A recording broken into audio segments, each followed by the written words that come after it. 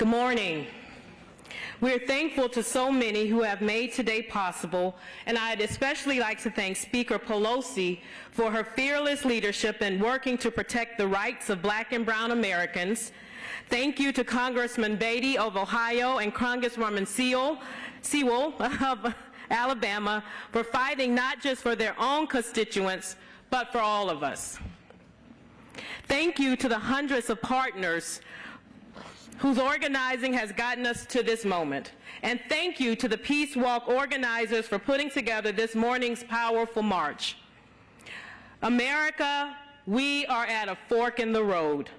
We have two paths before us, one that leads to the nation the Constitution promises, and one that leads deeper into division and injustice. Since January 6, 2021, our country has bled from 1,000 daily cuts of racism, white supremacy, and disinformation. In that time, more than 400 pieces of legislation have been proposed, and 19 states have passed laws that restrict the right to vote. That is why we must eliminate the filibuster and pass the Freedom to Vote John R. Lewis Act now. As Martin Luther King Jr. said in 1964, to maintain the filibuster is to harm the health of our nation. It was true then, and it's true today. The filibuster is not some time-honored tradition that must be preserved to protect democracy, and even if it were, what good is a filibuster when preserving it will destroy the democracy it's supposed to protect? Senator Sinema and Senator Manchin want a supermajority. Well, a supermajority of citizens support this legislation. They say eliminating the filibuster won't address our country's disease of division. Saying we have a disease of division but not restoring voting rights is like diagnosing a patient with treatable cancer and withholding the treatment. The filibuster is an instrument of division. As a mother who wants to leave a better world for the next generation, I feel the weight of the moment. Our daughter Yolanda is Martin Luther King Jr. and Coretta Scott King's only grandchild. And I know that when he talked about his dream, he was also dreaming of her. She is just 13 years old. In 2013, when she was 5, the Voting Rights Act was gutted by a Supreme Court decision that said states with a history of racist voter suppression didn't need oversight anymore because racism was a thing of the past. In 2021, when she was 12, the Supreme Court toppled the rest of the Voting Rights Act, and her home state passed laws that make it even harder for Black and brown Georgians to vote. Today, Yolanda and her peers, children of just 13, have fewer voting rights than the day they were born. What would MLK say about that? Is that the dream that he held for his granddaughter? I asked Senator Manchin and Senator Sinema and all those who stand in the way of restoring voting rights, is that the legacy that you want to leave behind? Many have chosen that path before you, and there are stains on our country's history. After the Civil War ended in 1865, do you know how long it took our country to come together and overcome our disease of division to get it passed? 100 years.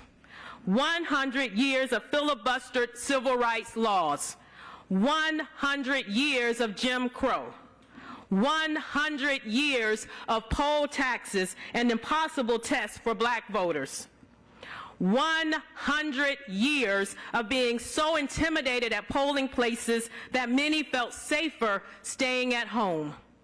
If Senator Manchin and Senator Sinema maintain their position, they will extend white supremacy's chokehold on our democracy and consign themselves to the same foolish legacy. Do they want us to wait another 100 years to have our rights restored? Is that the beloved community of Martin Luther King Jr. and Coretta Scott King? If so, Tell it to the grandmother in West Virginia who waits hours to vote, only to find out she's been kicked off the voter polls and it's too late to do anything about it. Tell it to the elderly Native man on a reservation in Arizona who will have to travel 20 miles to vote, even though he doesn't have access to transportation. Tell it to the mother who will wait 10 hours to vote in Atlanta with her children by her side and her bag full of water and snacks because it's illegal to pass out food and water to voters. But we can't stop now because we've seen what President Biden and Senate Democrats can do when they commit. They delivered a historic bill that will improve our country's infrastructure, and that has me thinking about bridges. Bridges take you somewhere new and help you cross impassable terrain. This morning, as we walked in the rain and snow across the Frederick Douglass Memorial Bridge with our Peace Walk partners and the D.C. MLK Holiday Committee, and as I crossed, I thought about John Lewis and C.T. Vivian and Hosea Williams and Amelia Boynton. When John Lewis and those marchers crossed the Edmund Pettus Bridge in Selma in 1965, they were trying to lead us from the scorched earth of oppression to the solid footing of freedom. Today, our nation stands on another bridge, and another dangerous threat waits on the other side. But we must not allow it to turn us back. If, as we believe, we are our ancestors' answered prayers, we must ensure that our descendants become ours. We do that by linking arms and forging ahead across the bridge of democracy to claim the future for all Americans. I'm reminded of a poem by Langston Hughes, a poem that my father-in-law recited to the students of Barrett Junior High School in October 1967. The poem is called Mother to Son, and in it I can hear all of those who marched before us, all of the years of prayers of our ancestors fortifying us now.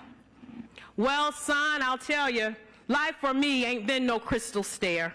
It's had tacks in it and splinters and boards torn up and places with no carpet on the floor, bare.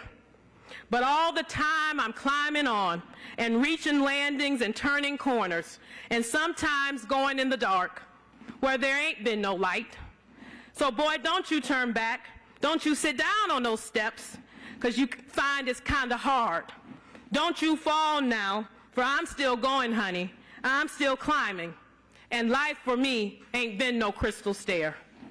As in that poem, life for many black and brown Americans has been no crystal stair, and we will not allow our elected officials to add to the tacks and splinters while we climb.